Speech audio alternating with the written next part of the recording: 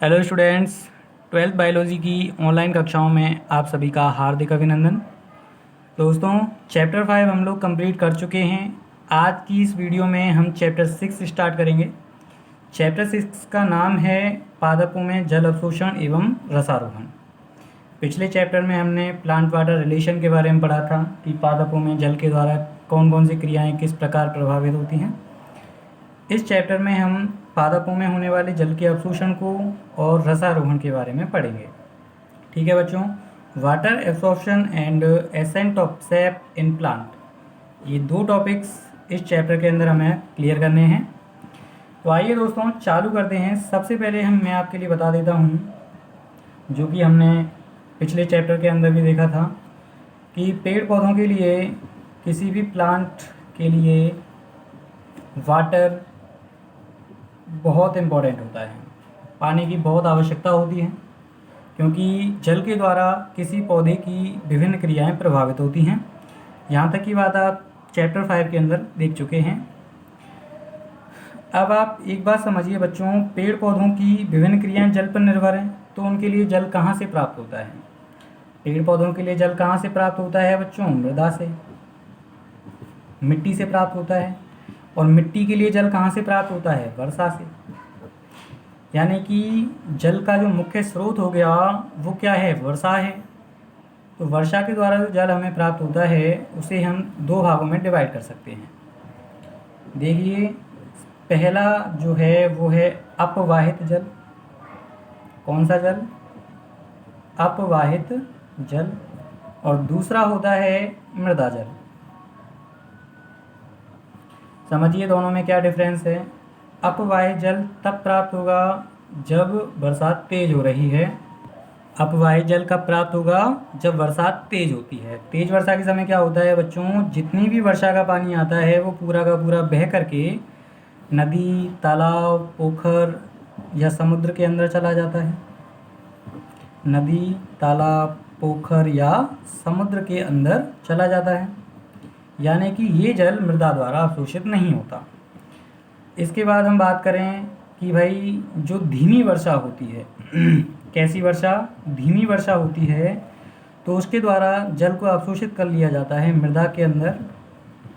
तो मृदा में अवशोषित जो जल होता है, मृदा में अवशोषित जल क्या कहलाता है? मृदा जल कहलाता है।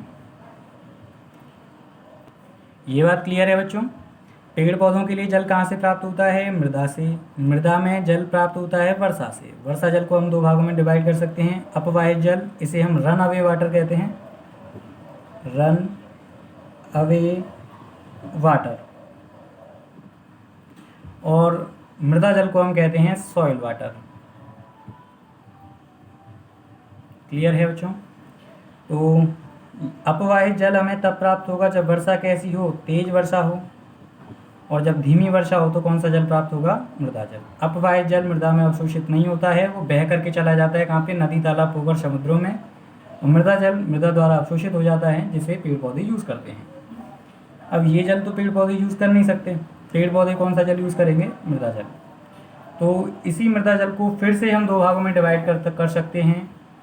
देखिए, इसके भी दो डिवाइडेशंस होते हैं।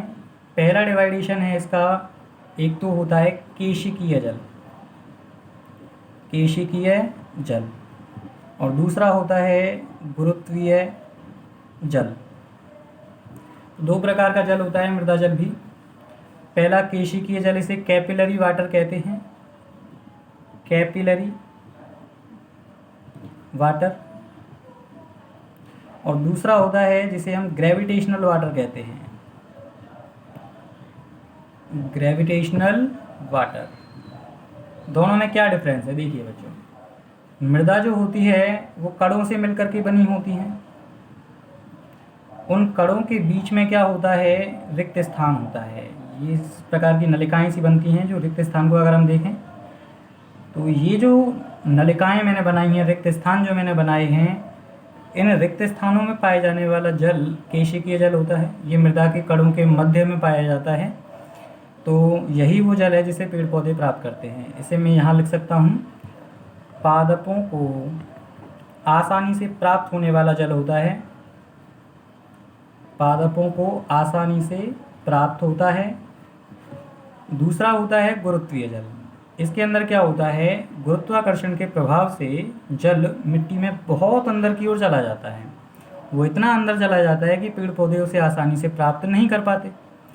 तो गुरुत्वाकर्षण के द्वारा नीचे गहराई में पहुंचा हुआ जल गुरुत्वीय जल कहलाता है। ये पेड़ पौधों के लिए अप्राप्य होता है।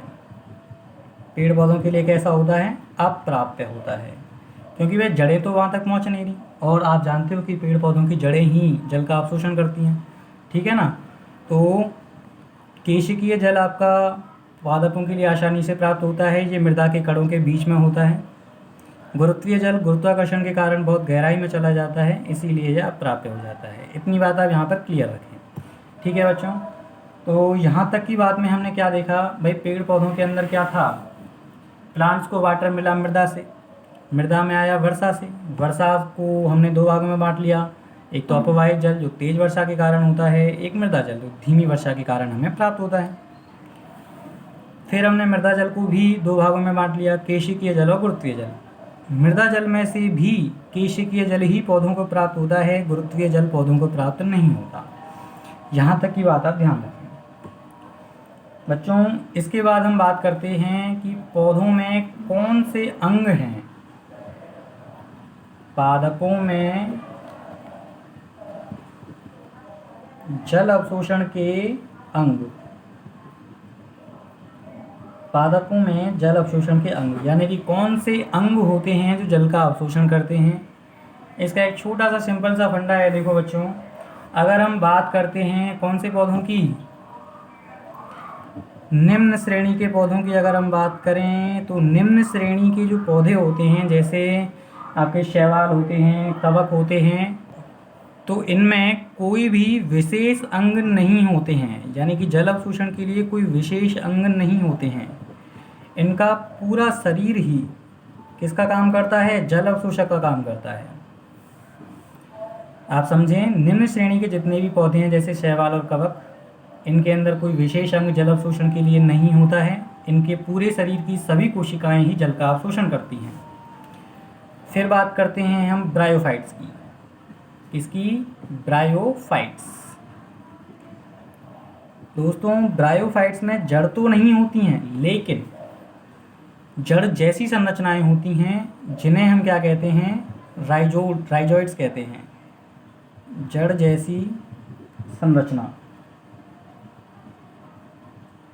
और ये जड़ जैसी संरचना क्या कहलाती है, राइजोइड कहलाती है। तो ब्रायोफाइट्स के अंदर राइजोइड द्वारा जल अवशोषण होता है। निम्न श्रेणी के पौधों में कोई विशेष अंग नहीं होता है। और अब बात करते हैं बच्चों उच्च श्रेणी के पादपों की। तो देखिए, उच्च श्रेणी के पादपों का मतलब होता है जितने भी पौधे हम अपने आसपास देखते हैं सभी उच्च श्रेणी के पादप हैं। इनमें मृदा से जल को अवशोषित करने के लिए एक मूल तंत्र पाया जाता है, और यह मूल तंत्र पूरी तरह से विकसित होता है। तो हम कह सकते हैं उच्च श्रेणी के पौधों में जल अवशोषण के लिए क्या होता है, सुविकसित मूल तंत्र होता है। क्लियर है। एक बार दोबारा देखिए, पादपों में जल अवशोषण के कौन से अंग होते हैं। निम्न श्रेणी के पौधों में कोई विशेष अंग नहीं होता है, इनका पूरा शरीर जल अवशोषण का कार्य करता है। ब्रायोफाइट्स में जड़ जैसी संरचनाएं होती हैं जिन्हें हम राइजोइड्स कहते हैं, ये जल का अवशोषण करते हैं। और उच्च श्रेणी के पौधों में मूल तंत्र होता है। अब हम इसी मूल तंत्र के बारे में अध्ययन करेंगे। देखिए बच्चों, समझिए कि मूल तंत्र क्या होता है। जैसा कि हम जानते हैं पौधों में जड़ों के द्वारा अवशोषण होता है, तो जड़ों का जो सिस्टम होता है, तंत्र होता है, उसे हम मूल तंत्र कहते हैं। मूल तंत्र के अंदर जड़ आती है, तो हम भाई यूँ कहते हैं कि जड़ जल का अवशोषण करती है, लेकिन वास्तव में पूरी जड़ जल का अवशोषण नहीं करती। जड़ का एक मुख्य भाग होता है जो कि ये मूल रोम क्षेत्र वाला भाग है, यही जल का अवशोषण करता है। बाकी सारे भाग जल का अवशोषण नहीं करते, वो केवल जल की वृद्धि में, उसको मजबूत बनाए रखने में हेल्प करते हैं। तो आपको इसका सिस्टम समझना है। देखिए, मूल तंत्र को हम दो भागों में बांट सकते हैं, एक तो इसका तरुण क्षेत्र और एक होता है परिपक्व क्षेत्र। इसे हम प्रौढ़ क्षेत्र भी कहते हैं, पूरी तरह से परिपक्व है।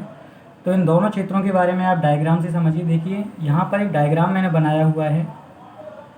देखिए इतना जो हिस्सा है ये तरुण क्षेत्र का है। तरुण क्षेत्र के अंदर आपके मूल गोप, मूल शीर्ष, दीर्घीकरण क्षेत्र और मूल रोम क्षेत्र आते हैं।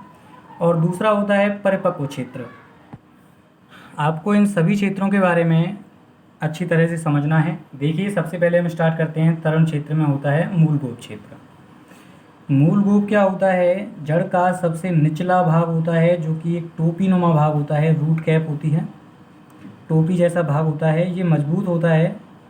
ये क्या करता है? इसकी सुरक्षा का कार्य करता है। जो मैं बोल रहा हूँ उसको आप ध्यान से सुनते जाइए। मूल गोप मूल का सबसे शीर्ष भाग होता है जो सुरक्षा का कार्य करता है। सुरक्षा का कार्य जैसे जब जड़ मिट्टी के अंदर वृद्धि करती है तो उस टाइम पे ये इसकी हेल्प करता है कि इसे कोई नुकसान ना हो। सेकंड नंबर पे आता है मूल शीर्ष। मूल शीर्ष पौधे का जो मूल गोप होता है, मूल गोप के जस्ट ऊपर वाला भाग होता है मूल शीर्ष। मूल शीर्ष के अंदर क्या होता है? विभाजन वाली कोशिकाएं होती हैं जो विभाजन करके जड़ की वृद्धि करती हैं। विभाजनशील क्षेत्र होता है। अगला क्षेत्र आता है दीर्घीकरण क्षेत्र। इसमें विभाजन या वृद्धि होने से क्या होता है? जड़ की लंबाई बढ़ती है, इसीलिए इसको हम दीर्घीकरण क्षेत्र कहते हैं। इसके बाद में आता है मूल रोम क्षेत्र। दीर्घीकरण क्षेत्र के ऊपर वाला क्षेत्र होता है, यहाँ पर हजारों की संख्या में मूल रोम होते हैं। ये मूल रोम वाला भाग ही है जो जड़ जल का अवशोषण करता है। इसके बाद में फिर आता है परिपक्व क्षेत्र। इस परिपक्व क्षेत्र को आपको अच्छी तरह से समझना है। देखिए बच्चों, परिपक्व क्षेत्र को आप कैसे समझेंगे? इसको समझने से पहले आप एक छोटी सी बात समझिए। देखिए दो पदार्थ होते हैं, एक तो लिग्निन और एक होता है सुबेरिन। ये दोनों ही ऐसे पदार्थ हैं जो अगर किसी झिल्ली के ऊपर या परत के ऊपर जमा हो जाएं तो उसको अपारगम्य बना देते हैं। होता क्या है? परिपक्व क्षेत्र की जो कोशिका झिल्लियाँ होती हैं, कोशिका भित्तियाँ होती हैं, उन भित्तियों पर लिग्निन और सुबेरिन का जमा हो जाता है, जिसकी वजह से वो अपारगम्य हो जाते हैं और जल का अवशोषण नहीं कर पाते। तो आप समझ गए होंगे कि परिपक्व क्षेत्र जल का अवशोषण क्यों नहीं करता है। क्योंकि इसकी कोशिकाओं पर लिग्निन और सुबेरिन का जमाव होता है, जिसकी वजह से ये अपारगम्य हो जाता है और जल का अवशोषण नहीं करता। देखिए लिग्निन का जो जमाव होता है उसे हम कहते हैं लिग्नीकरण। और सुबेरिन के जमाव को सुबेरिनीकरण। लिग्निफिकेशन और सुबेराइजेशन, ये चीज़ आप ध्यान रखें। ठीक है बच्चों, यहाँ पर आपका मूल तंत्र वाला सिस्टम कंप्लीट होता है। इसके दो भाग होते हैं, तरुण और परिपक्व। तरुण के अंदर आपके वृद्धिशील भाग आते हैं जैसे मूल गोप, मूल शीर्ष, दीर्घीकरण क्षेत्र और मूल रोम। इसके अलावा अगला जो भाग होता है वो परिपक्व क्षेत्र होता है। ये जल का अवशोषण नहीं करता क्योंकि इस पर लिग्निन और सुबेरिन का जमाव होता है, जिसकी वजह से अपारगम्य हो जाता है। बात क्लियर है? आई होप जड़ का जो सिस्टम है जल अवशोषित करने वाला, वो आपकी समझ में अच्छी तरह से आ गया होगा। ठीक है, इसके बाद हम देखते हैं कि जल का अवशोषण कैसे होता है। इसके बाद हम बात करते हैं बच्चों एक नया टॉपिक इसी चैप्टर का, जल अवशोषण की क्रियाविधि। जल अवशोषण की क्रियाविधि। देखिए बच्चों, जल अवशोषण की क्रियाविधि समझनी है आपको। जल अवशोषण की क्रियाविधि मतलब जल का अवशोषण कैसे होता है, इस चीज़ को बताने वाला एक साइंटिस्ट था जिसका नाम क्रेमर था। तो क्रेमर के अनुसार जो जल का अवशोषण होता है वो दो टाइप्स का होता है। जल का अवशोषण कितने प्रकार का होता है? दो प्रकार का होता है। नंबर एक, सक्रिय जल अवशोषण।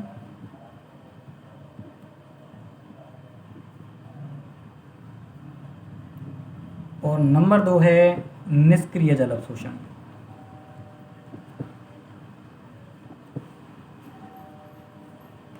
सक्रिय जल अवशोषण और निष्क्रिय जल अवशोषण, ये एक्टिव है, ये पैसिव है। एक्टिव वाटर एब्जॉर्प्शन और पैसिव वाटर एब्जॉर्प्शन। ठीक है बच्चों, तो इन दोनों प्रकार के जल अवशोषणों को आपको समझना है कि ये क्या होते हैं और इनकी क्रियाविधि कैसी होती है। तो मैं एक एक करके आपको दोनों के बारे में बताता हूँ। सबसे पहले हम बात करते हैं किसके बारे में, निष्क्रिय के बारे में बात कर लेते हैं पहले, ठीक है। निष्क्रिय और सक्रिय में छोटा सा डिफरेंस होता है, वो मैं आपके लिए बता देता हूँ। निष्क्रिय जल अवशोषण में किसी भी बाह्य बल की आवश्यकता नहीं होती है, यानी कि किसी भी प्रकार की एटीपी या ऊर्जा की आवश्यकता इसमें नहीं होती है, जबकि सक्रिय जल अवशोषण के लिए ऊर्जा की आवश्यकता होती है। बस आप इतना सा अंतर इसका ध्यान रखें, बाकी जब हम एक एक करके इन दोनों को करेंगे तो आपको अच्छी तरह से समझ में आ जाएगा। तो सबसे पहले हम स्टार्ट करते हैं निष्क्रिय जल अवशोषण। देखिए, सबसे पहले हम बात करते हैं निष्क्रिय जल अवशोषण की। समझिए ये क्या होता है। सबसे पहले तो आप इसकी परिभाषा समझिए भाई, डेफिनेशन क्या होगी। डेफिनेशन क्या होती है, परिभाषा क्या होती है इसकी। जब जल अवशोषण करने वाले कारक यानी कि वाटर एब्सॉर्प्शन के फैक्टर्स, कारक प्ररोह भाग पर स्थित होते हैं, प्ररोह पर स्थित होते हैं। प्ररोह यानी कि पत्तियों पर स्थित होते हैं। मतलब समझिए, फैक्टर्स का मतलब है भाई जिन बलों की आवश्यकता हमें जल अवशोषण के लिए है, उन बलों को हमने यहाँ पे फैक्टर बोला है। तो अगर ये कारक बल जो उत्पन्न हो रहे हैं वो प्ररोह में उत्पन्न होते हैं तो उसे हम कहेंगे निष्क्रिय जल अवशोषण। और अगर यही जो बल हैं ये जड़ के अंदर उत्पन्न होते हैं तो इसे हम कहेंगे सक्रिय जल अवशोषण।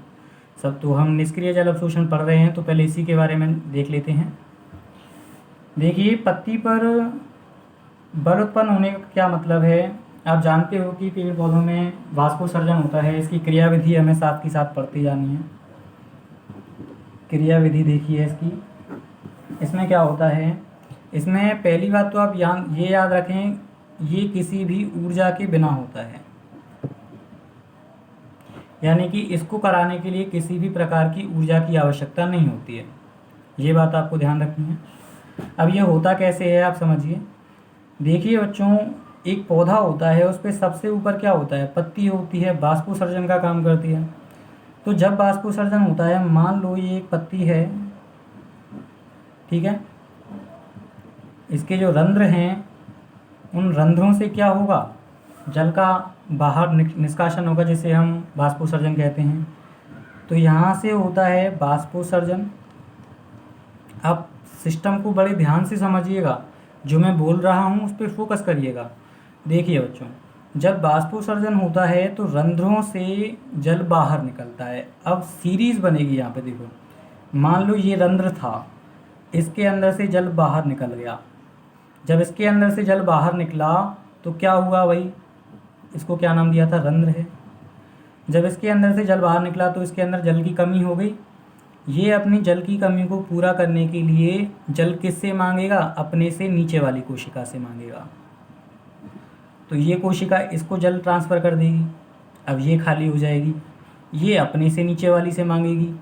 तो इस तरह से ये सिस्टम चलता रहेगा। कब तक चलेगा, जब तक कि ये कहाँ ना पहुँच जाए, जाइलम के पास में ना पहुँच जाए।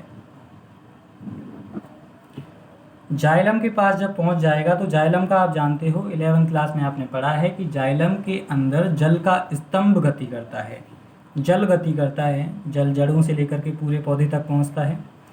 तो इसके अंदर कौन, जल बह रहा है, तो यहाँ से जल इसके अंदर जाता रहेगा, तो इसी तरह से जल यहाँ से बाहर निकलेगा। अब भाई इसके अंदर जो जल की कमी की पूर्ति हुई, ये तो पूरा कहाँ से जुड़ा हुआ है, रूट सिस्टम से जुड़ा हुआ है ना। देखिए भाई, जाइलम किससे जुड़ा हुआ है, रूट सिस्टम से, वहीं से तो जल को अवशोषित कर रहा है, वहीं से जल को पहुंचा रहा है।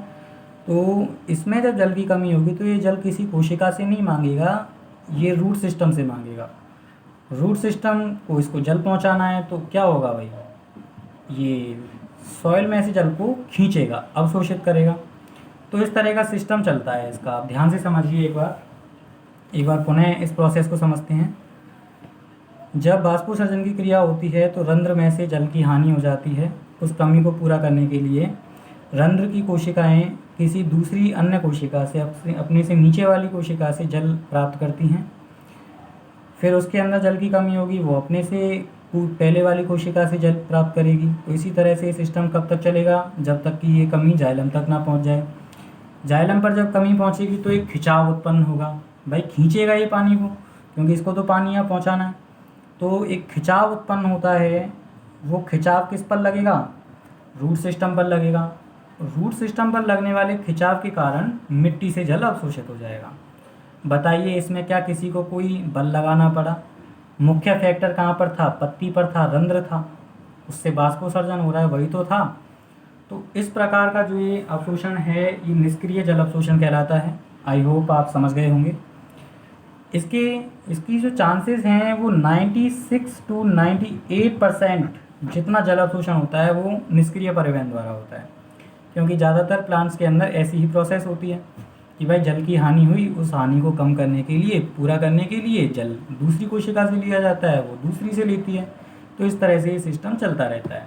ठीक है, आप ये ध्यान रखें 96 से 98% तक इसका क्या होता है, जल अवशोषण होता है। इसके बाद में हम बात करते हैं सक्रिय जल अवशोषण की। किसकी? सक्रिय जल अवशोषण। जहाँ पर देखिए सक्रिय जल अवशोषण, इसे कहते हैं एक्टिव वाटर एब्सॉर्प्शन। डिफरेंस देखिए, मैं समांतर रखूंगा, एक्टिव वाटर एब्सॉर्प्शन। सबसे पहले हमने क्या देखा था, डेफिनेशन देखी। तो देखिए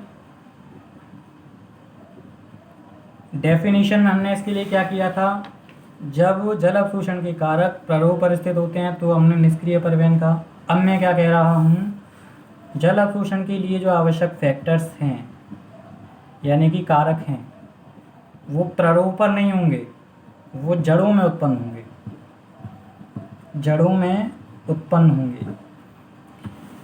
इसमें ऊर्जा के बिना होता है, इसमें ऊर्जा की आवश्यकता होती है।